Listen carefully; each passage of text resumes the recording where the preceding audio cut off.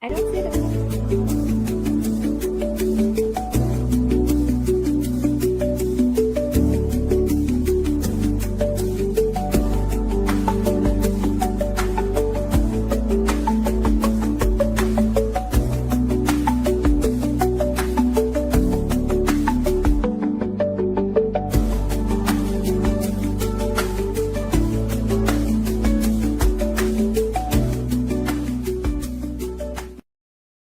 Hi, welcome to Friday Live with Gladiator. Happy Friday! Happy Friday! Here with the incomparable Rachel D'Souza. We'll introduce our guest in a moment. Before we get started, as we usually do, I'd like to do a quick check-in. So, Rachel, check in. Yeah, sure. Oh, is she frozen for y'all? It is the last day of school for my children. So my beverage of choice today, if y'all have been following along with us on this journey, has been water. Last week I had to veer into the land of the CBD seltzer, and today, I guess on the first maybe day of summer, the last day of school, we're gonna have a tiny little margarita to get us going into the weekend. So here's what I'll say. Life is good, but we'll also note that our community is still recovering from the F3 tornado that blew through St. Louis on May 16th. With all of the pain of crisis and disaster moments, the amount of joy that I have observed in this community coming together and acting with intention is just overflowing in my heart. The generosity that I have seen, and the speed and response that has happened. I know for me, and Dāna, you and I can talk about this in a second, but if there are any people that doubt that community-centric fundraising is possible, I am watching it in real time in this community on so many axes that I'm not even sure I'm tracking all of the wonderful things that are happening. So I am, and Gladiator is honored to be a part of the response. We have been thrilled to support our clients that have been impacted, as well as other Black-led nonprofit organizations who have been organizing the people's response. And I am clear and confident that we have what we need. We have what we need in this community to heal, to rebuild, and to reimagine another story for this community. So that's where my head's at. Amy, what about you? Let's tell us a little bit, and then I'm gonna bring Dāna into our conversation. Absolutely. Why do the shortest weeks feel like the longest weeks? Because time is a construct. Just like money. Money is also a social construct. Made up. I am just so looking forward to spending the weekend with my husband. He's off work. We're going to go to the farmer's market tomorrow. The weather's gorgeous. We went and tried a new breakfast place. So it's really nice to just have some relaxation time. I guess it's the unofficial start to summer, right? Enjoying the weather. Yes. Okay, Rachel, why don't you introduce our guest? Hey, y'all. Please meet my friend, mutual fangirl, partner in all kinds of things, Dāna James. And I will let her tell you a little bit more about her holistic self. But in my world, she is our community architect for the Community-Centric Fundraising Global Council, where she has really helped us sort of figure out how to orient ourselves in movement work and how to really build both inclusive and intersectional spaces. I have been lucky to know her, like I said, as a friend, as a supporter, as the person who's hyping you in the group chat. And yeah, so welcome to Friday Live with Gladiator. Dāna, would love for you maybe to tell us a little bit more about who you are professionally and personally. Yeah, I'll do my best. I'm one of those folks. I think I am starting to come back to the word artist in such a really powerful way. I'm one of those folks who sort of didn't really project any kind of narrative for myself about what the workforce would look like. I was trained actually as a singer, as a vocalist. I went to Berklee College of Music. I now work there. but I'm somebody who is just really creative, and I also am very curious. I think this is why Rachel and I fell in love so quickly. It's so true. quickly. And my gift has always really, I think, been rooted in that artistry of like performance and what it feels like to feel the connective energy between folks. And I just happened to have found my way into nonprofit really early. I was doing a little bit more data design. I sort of observed that if we built really, really good workflows, some of this people stuff got a little easier. But more and more, I started really getting focused on what is it like to move in concert with each other? How can we as people build more alignment? And so I feel like CCF has been calling for me even before it like existed, right? It was like a whisper, and it was like, it was always going to be this way. But I do a lot of belonging work. I do a lot of community engagement work. I do a lot of coaching. And my roots are really truly in like the creative self, but it's so much more about helping people feel empowered in the work that they're doing. I think that there's a gap in a lot of our spaces for feeling that empowerment of like, you all said at the beginning, a lot of this is just a construct. So what are we constructing? Because we can construct too. And like, let's make a terrarium of peace and joy and safety for ourselves, knowing that like, we can't change the whole world and we're never going to. So like, don't hold yourself to it. Just make something where you can thrive and build these beautiful relationships, because people are the real thing, right? Relationships are primary. And if we just focus on that, like the movement building is there. It will always be work, but it will always move. That feels really powerful. Thank you for saying that. You're welcome.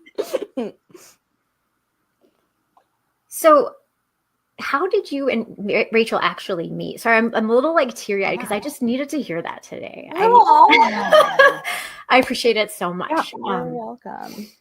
I'm going to just say it's somebody used me, right? Like that is often what happens is like, I'm a conduit, and I've always felt that way. And I always feel like that's who we can be together. If we just like let our magics out, like Rachel said, like we have enough in this space and in this room. And it's like, claim what you need, and then we can go from there. But like, this is everything. This is everything. Yeah. Okay. Speaking of, another coffee just arrived for me. Yes. And you don't get support like that everywhere, you guys. That's, you know? I love that. And I love that you're a cat mom. I have 5 cats, and that's a story for another day. Yeah. But back to how you and Rachel met, because apparently it's an adorable story. It is adorable. First of all, okay, we're adorable. We're adorable. That's true. My favorite thing about Rachel is I didn't meet her in person until years after we met. And that was like a whole other experience for me. Did you hate her? Because I have a friend who they like had mutual hate, or they thought they had mutual hate for each other, and then it turns out it was love. Yeah, Isn't it funny how that can work? Yeah. There's someone that we are a mutual friend that we are both close to, where like she and I openly talk about how we trigger the shit out of each other. But like we can get through it because neither of us are like conflict averse and stuff. But like she like needed me to say that language because it was just like the love was there, but there's this other thing where like we have moments. Yeah. It just moves. And I was like, yeah, we trigger each other and then we resolve it. And she was like, holy crap. I was like, yeah, you just like me. Yeah. So you're not putting me in that box of like people who trigger you. Look at those healthy adult relationships. They creep up. They creep up. Sometimes we don't know we're doing it. So I guess we met in the global council recruitment process. It must have been the first meeting. It must have been in that first meeting space because I was technically on the transition team and then was asked to stay on as a member of the council. And so it was probably global council for CCF. Yes, for community-centric fundraising. But how we actually physically in person met each other was last summer. I was invited to speak at Planned Parenthood's Development Officers Conference. And it happened to be in Las Vegas. And, the woman that we were coordinating with said, do you know anyone else who might be a great speaker or who might be interested in participating? And I was like, well, actually, I have this colleague that lives there. I have not heard her present, but we've been in all these meetings together, and I actually think that you should maybe give her a buzz and see what would make sense. And so I don't even know that I had asked Dāna's permission to like throw her name in the ring. I don't think you remember, but this is how good you are. Like 3 days before, she and I had talked, and I don't remember what was going on, but as much as I have loved everything that I've brought to CCF, I shared with her that a lot of the work has been very like administrative, right? We don't go into this work to do budgets. We don't go into this work to only do and fight system and system infrastructure. That does not refill me at all. And something I missed was speaking and presenting. And she was just like, okay, cool, say less. So 3 days later, I get an email from that's true. Our mutual friend who's like, hey, would you like to? And I was like, ah. I just breathed that in Rachel's. You want to manifest something? Tell Rachel. Tell her. That is, you know what? I will, from your lips to the world's ears, like that is one thing that I am definitely good at. Like, and I will, for us, it happened quickly. I will hold on to a detail for years. And I'm like, yes, the idea, its time has come. Like, this is wonderful. But yeah, so we met. I had to take this whirlwind trip to Las Vegas because it happened to overlap with our local AFP conference here in St. Louis. So I was literally in Las Vegas for less than 24 hours. It was 113 degrees while I was there. And we met in person probably 10 minutes before I gave a keynote address. And so, yeah, I think like the first time that you actually also heard me talk about CCF might have been like in that space. I've been stalking you for. Oh, that's great. See, we live a healthy level of, I am the fangirl. Like that part, I'm trying to figure out how do I make that my thing, because truthfully, I get so much joy out of like reflecting to people how I see them and like the impact they have. A lot of times when we're us, and I'm the same, that's why I need Rachel's around me to be like, do you see yourself? I need that. We all need mirrors, but like, people are so impactful, and sometimes we're missing it because we're in it, right? We're in it. And I had seen Rachel present online, but I had never seen it in person. And it was amazing. Like to work with somebody on something for so long and never like get to see them do their thing. Because like being in meetings and figuring things out and scoping and talking about budgets and and workflows is different than just, wow, look at my girl on stage. And she had them laughing. She had them like, oh, right? Like it is not everyone that can deliver the truth, but like have you feeling fulfilled afterwards, right? Like sometimes the truth comes in and we're like, that's it, I'm done for the day. My emotional capacity is gone. But it's a particular type of artist who can fill you back up and send you out the door with energy to move forward in the way that you know you need to, or to like bring the joy back into it for you, or to like remind you of who you are. And I'm very drawn to those folks. I think storytellers find storytellers. I just need to tell you, like, never in my whole like almost 43 years on this earth would I describe myself as an artist or like a creative. I'm coming for you. I know. And so this. I'm like receiving that language with like love and affection, and I can like feel my body like, like Rachel, you need to like sit in that and like think about what that means. And like, can I make like a visually compelling thing? No, that is why we have Coco. Coco makes our visually beautiful things. But I think it has taken me some time to wrap my head around the idea that artistry can come in relationship, that artistry can come in learning, right? And unlearning. Right? Like who knew?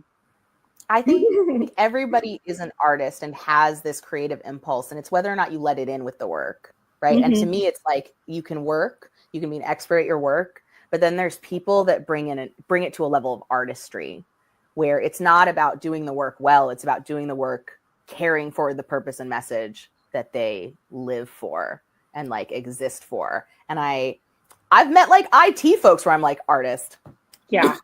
That person's an gosh. artist. I'm gonna right? have to like Tim talk about this in therapy. is an artist. Tim is an artist. Right? This is, Like, yes. we'll talk about Tim later, but like, Yeah. it doesn't matter what your medium is, right? Paints, colors, voice, fundraising, money's investments, like whatever it is, like we're taught to see the world so segmented, but like we're all creatives and creative beings. And like, unfortunately we have to work in capitalism. So we're going to do those things. But like, where's your musical theater self in that? Where's your writer? Like, it's there. Don't forget her. And if that's like a core part of who you are, if you're a dancer, a singer, an actor, if that gets to shine out in your day-to-day work, then you're so much better for it. And that's something that I have learned to embrace. And I love that Rachel's considering it too, because you're right. We all have artistry in us. And Coco, our colleague behind the scenes, says artistry is creation and care. Yes. Oh. See, but Amy is a stage performer. Like you are, like in my head, I'm like, yeah, artists, creative. Yeah. Rachel's like meet but behind the best performers. I'm gonna root it for you. Ready? Because we think of it as performance, but the best artists and performers access a level of authentic vulnerability and connection, and that's what makes them great artists. That's what makes the performance good. Because think about how we use like that's performative. That's not a compliment, right? I have been in situations where do you guys remember Center Stage? Did you watch Center Stage when we were like, okay, Amy's my girl. Okay.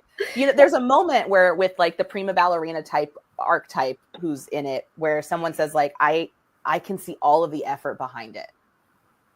Her artistry is not there, right? And you don't want to watch that. It looks like work.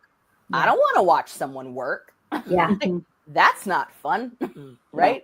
They're not having fun. It's only fun if we're both having fun. And like, I think inherently humans understand consent. And that's kind of what I think that is. So like, you don't perform.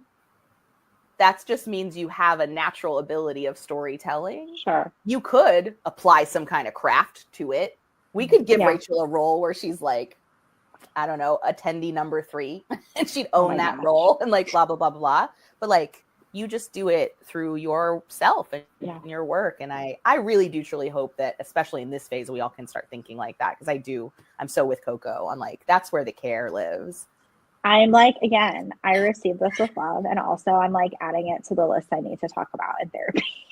Well, I think this is an entirely different topic that we're going to have to talk about more. Oh, sure. Yeah, but today we're here to talk about CCF. And can one of you define or even explain for the folks listening what that is, what that means?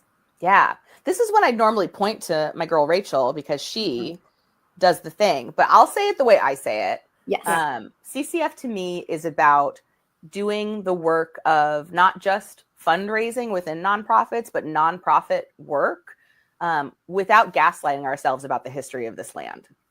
It's that simple, right? If you are trying to segment away the past, the present, we've missed it. And to me, like, I think that's what's so interesting about something like CCF, because it's a practice more than it is an answer, right? You're never done. There's not one right way. There's not a 10 steps to, because I can't go into your kitchen and be like, I know exactly how to cook dinner for your family. Watch me. Maybe your kid's allergic to nuts and I send him to the hospital, right? Maybe your auntie is like, I don't like onions. I'm not going to eat it, right? I don't know. People can't do that. So like the way to make a nourishing, fulfilling ritual meal for your family is to know what's in your kitchen, work with it as creatively as possible to meet your audience where they are. And then you do it again the next day. And like, you just keep going, you keep feeding, right? And you have to also make sure that you eat. Shout out to all the cooks who, but like eat your food too, right? Like everyone needs to be nourished in that process. And I think that that's really challenging in our post-industrial world. We want an answer. We want to feel something that will give us a sense of security because it's so hard to find in this world, personally and professionally. And that's just not the case. So CCF for me is like a grounded approach to welcoming everything that's in the room whether it can be seen or unseen. And it's a freedom to experiment with things, because often we're falling into habits without really being intentional about how we're moving or how we're structuring it or who's in the room. And I think that we need reminders like CCF to push us a little farther, to go deeper, and to welcome feedback. That's, for me, the biggest piece of one of those F's should be feedback. CCFFF. I don't know. We're going to do a remix. But for me, it's that, again, artistry, that bi-directional exchange. If you don't have that, I side eyes. Yeah. Going along with that, I mean, I think there's, like a very like textbook definition that you can find, on the Community-Centric Fundraising website. But what, CCF has been for me, truly is an answer, a remedy, a set of healing tools from the experience of unintentionally or unknowingly participating in and maintaining systems of harm. So I have generally been a person that I'm an Enneagram 8, wing 7. I have spent like my whole life oriented in justice, wanting to be a person that, could change the world or save the world or, whatever language we want to use. And, after grad school, sort of fell into the nonprofit space and really sort of fell into fundraising and resource development work. And as much as, I enjoyed my, professional success and thought, okay, like I'm really good at fundraising, there were definitely aspects of my day-to-day work that I was like, oh, this gives me the ick.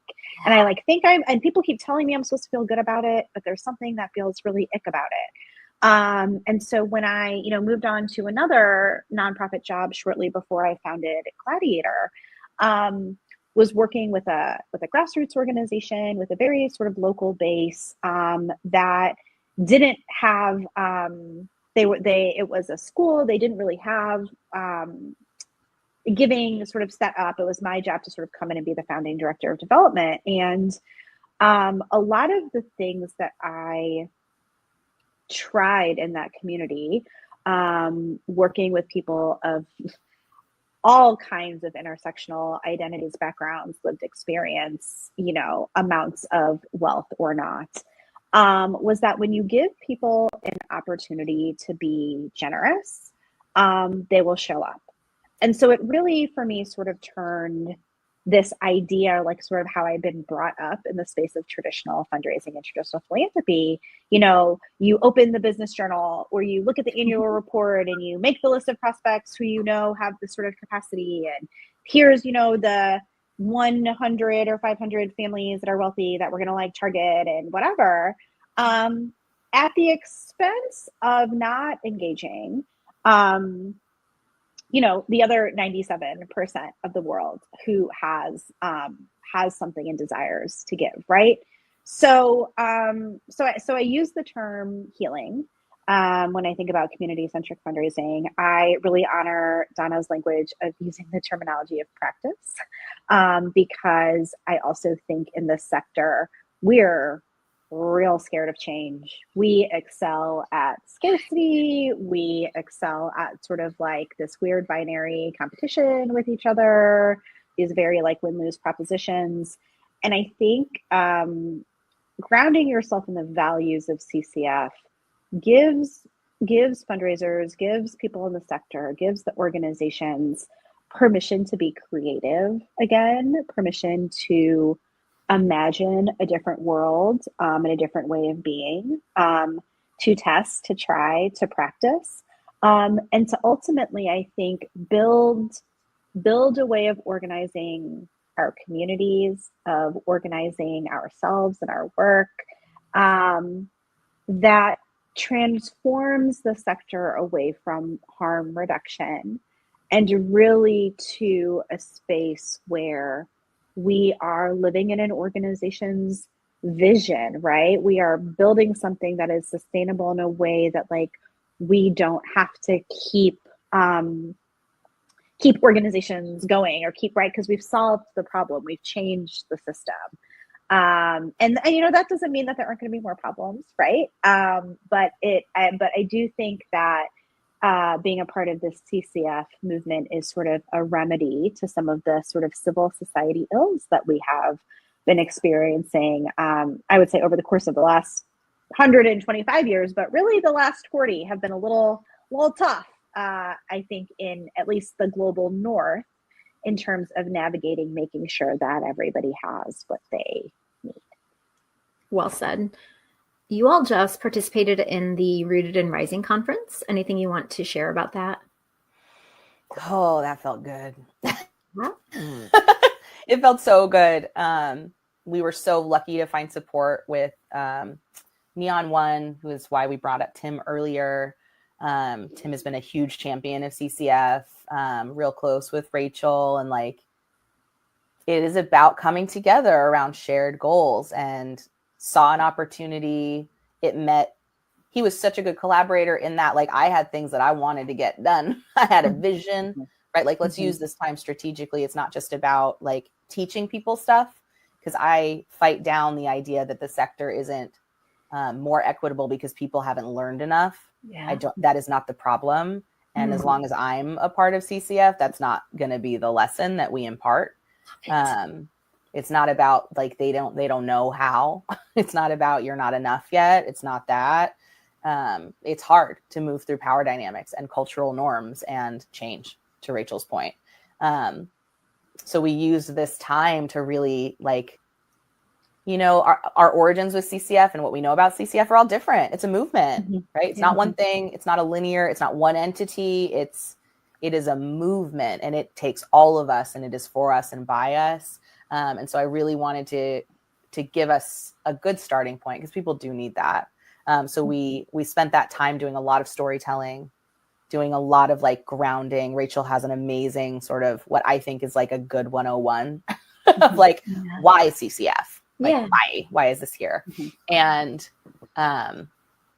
some wonderful folks that are so good at like looking ahead of like, if we want to continue to make space for these conversations, let's use data, let's do some research, let's tell the stories of what success looks like, acknowledge that it's challenging, but there's so much, like, I use the term glimmers a lot. There's so many glimmers, and those don't get the like amplified, boosted engagement, especially not on the screens, right? It's really, really challenging. So it was the first time that we could bring people together en masse. We did something in person about a month ago. We were in Seattle in concert with the AFP Icon conference, and it was amazing to be in person.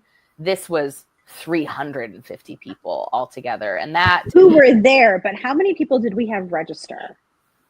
900. Oh, yeah. So they're all getting the replays and stuff, which we said. We were like, this is the middle of the workday, right? We're very strategic in the way we do things, because access is important. And it also started at 7 a.m., which for me in Las Vegas was so great. But like, that's where we look, because we have compatriots in Kenya. We have folks in other parts of the globe where like we have to figure out what we can do, like what's manageable for all of us. And shout out to those folks, because they stayed up till midnight with us, right? Like it is about making space for what you want to make space for, knowing that like relationships can be reciprocal. And I do so agree that CCF is like the answer for folks to see themselves in this sector again. I hear that so often. That's my origin story with CCF. I had no idea what CCF was like 3 days before submitting an application to the Global Council. And shout out to like my homies in my space and my community members, because I had been doing engagement work for years in nonprofit, and I just fundraising, right? Not only was I not welcomed into the room, no one was pulling me in there either, right? Believe you me, no one was pulling me in there, but there were people around me, and I will name them, Jessica Halton and Caitlin St. Laurent, who said to me, like, I don't want you to feel like you're doing anything different. The way that you cultivate generosity is exactly the same as what we do. It's exactly the same practice. You not feeling at ease in it has so much more to do with the culture. But at that point, I'd been doing, DEI, cultural competency, whatever word we're going to use now for years. And that does not daunt me. And so they really, Berkeley in and of itself, like I took that job because our engagement is grounded in recognizing time, talent, and treasure. And that sung to me. That's different. Coming into CCF, I was like, oh, this is that, right? It gave me language and framework to kind of say, why the ick? Yes. Why no ick over here? Yes. How do I do it without the ick? And I 10 toes down am with Rachel on like, people are generous. People are inherently generous. And I will prove it to you if you need it. But I am feeling everything you said so hard. I felt when I was introduced to CCF, I'm like, finally, language to all my feelings. We are running out of time. I would like to. I know. We can talk Me and Rachel do that. I want to hear from each of you. What's your dream for CCF, followed by how folks can get involved. Rachel, let's start with you. Yeah. Okay. What is my dream? So the first thing I'll say is that, when I sort of got connected into the movement, the first, I think tweet I saw from Vu, I was like, I think we've been doing that for like the last 4 years, and like sent him like a DM on when Twitter was still Twitter that was like, hey, this was a really cool post you wrote. And also I'm pretty sure my firm's been doing this. Like, can we talk? And he's like, wait a minute, you like do it? And I'm like, well, I think I do it. Like, can we talk? And I remember it was like July of 2020. And I'm like in like one of those little like co-working like phone booths. And I'm like, oh my gosh, I'm like going to talk to Boulay. And Boulay gets on the call and he's like, oh my gosh, Rachel D'Souza, like you've been doing this work. And I was like, but everyone's fangirling everyone else. It was like it was like mutual, right? But the thing that I remember is thinking like, what if I'm alone? Like, what if I'm the only person that cares about things this way? And for me, CCF, my dream is I dream for others what I've experienced, which felt like discovering a new family. It felt like finding my people. It has felt like a space that is safe, that is for learning, that is for exploring, that is for, sitting in abundance, even if we find ourselves in what can feel like a really, scary or terrifying moment. And I think my dream for this work is that, as Dāna said, like we're not interested in being a hierarchical membership organization. Like we're not interested in organizing the work under sort of all of these other standards.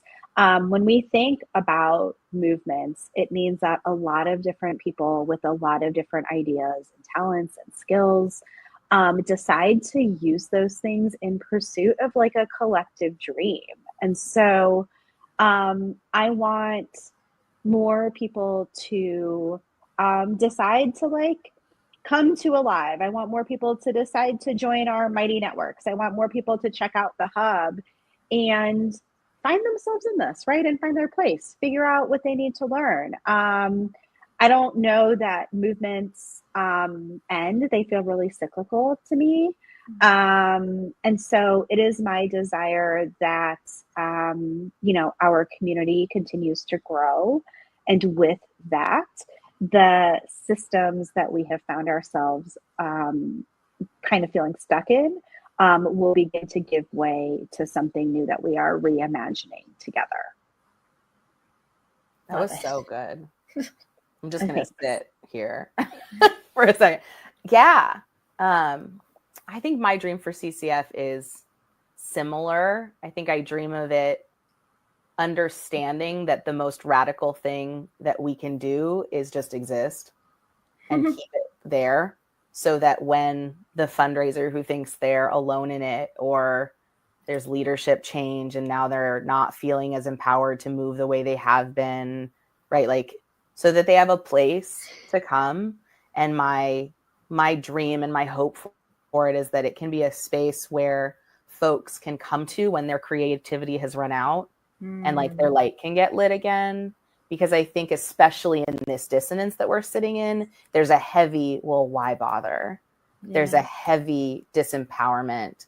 And I'm going to say something that will feel a little bit confusing, but we're not going to beat system. We're not going to end racism. People. Wait, what? Always, come on. And I don't even mean today. It's only been around for 1,000 years. I was really. It's on my agenda for tomorrow. Not tomorrow. Not tomorrow. It's not going to be next week. It's not. It was called something else before it was that, right? These are just, people are always going to make decisions out of fear. It's extremely human. And how we as human beings grow and learn to have emotional capacity for each other so that we can use these big brains that Mother Nature deigned to give us so that we don't just bite each other like our animal brethren, right? Like we have more at our disposal, but we're not always going to listen to the angel on our shoulder. And some people, you can't hold them to that in that moment, right? Like I hope that CCF can be a place to go where people understand that there's nuance, there's no one right way, and we need all of us, right? I have a way of approaching this work that is radically different than the other folks that we are in community with, even in our internal operations team. That's what makes it magical. I don't want them to be any different. I don't want to be any different. If anything, we're just empowering each other to be more of what we are so that when it's time, we can tag them in. Hi. Hi. I would like to introduce you to Amelia, who is 10 years old and one day, who is reminding me very urgently that it is 3:07. Okay. That mom better wrap it the heck up, which if you recall, I told you today was the last day of school, which is why I have my tiny little margarita today. Congratulations. Enjoy the summer. Amelia, who we affectionately call Moo. Love her. Yeah. All right. So thank you for posting in the chat. This is where folks can learn about community-centric fundraising. And Dāna, where can folks learn more about you and your work? I am redoing my website, but you can find it at collectiveexperience.us. .us? .us, yeah, okay, collectiveexperience.us.